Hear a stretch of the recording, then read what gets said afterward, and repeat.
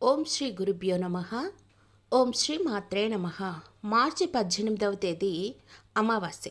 అమావాస్య రోజున శక్తి తత్వం అధికంగా ఉంటుంది. రావి ఆకులపై ప్రమిదను ఉంచి నువ్వుల నూనెతో దీపం వెలిగిస్తే రావి చెట్టు విశేషాలతో కూడుకున్న అపారమైన మంచి ఫలితాలు ఇస్తుంది.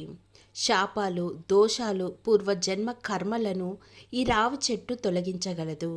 అందుకు మీరు చేయాల్సిందల్లా రావి చెట్టును పూజించడమే. అంతేకాకుండా ఇంట్లో రావి చెట్టు ఆకులను ఉంచి దానిపై దీపం వెలిగించడం ద్వారా శాప దోష కర్మ ఫలితాలు ఉండవు. పూర్వజన్మల పాపాలు తొలగిపోతాయి.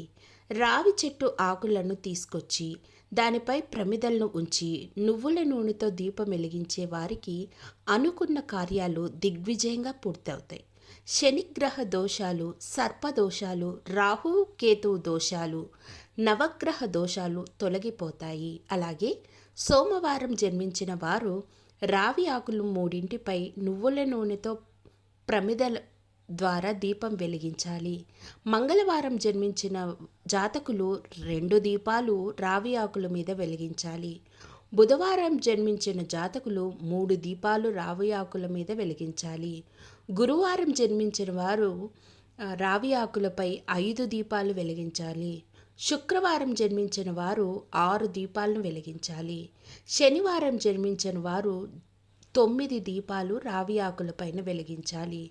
ఆదివారం జన్మించిన వారు 12 రావి ఆకులపై 12 ప్రమిదలను ఉంచి నువ్వుల నూనెతో దీపాలు వెలిగిస్తే చాలా చాలా మంచి జరుగుతుంది. రావి చెట్టు ఆకు కాడ దేవుని పటాల వైపు ఉండేలా ఆకు చివరి భాగం మనల్ని చూసే విధంగా దీపాన్ని వెలిగించాలి.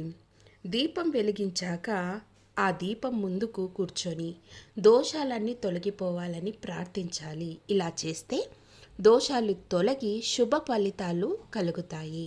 అలాగే రావి చెట్టు చుట్టూ ప్రదక్షిణలు చేయడం ఆరోగ్యపరంగా కూడా చాలా మంచిది. అంతేకాకుండా ప్రతి అమావాస్యకి ఈ రావి చెట్టు ఆకుల్ని 27 తీసుకొని 27 పిండి ప్రమిదలు కానీ మట్టి ప్రమిదలు కానీ తీసుకొని ఎర్రటి ఒత్తులతో నువ్వుల నూనెతో 27 నక్షత్రాలకు ప్రతీకగా 27 దీపాలు గనుక షట్కోణంలో వెలిగించగలిగితే రావి ఆకుల మీద చాలా చాలా దోషాలు అనేటివి తొలగిపోతాయి. ప్రతి నెల వచ్చే అమావాస్యకి ఈ రకమైన రెమెడీ చేసుకోవడం ద్వారా జీవితంలో ఉన్నత స్థాయికి అనేది ఎదుగుతారు. చాలా చాలా లైఫ్ అనేది బాగుంటుంది. ధన్యవాదములు.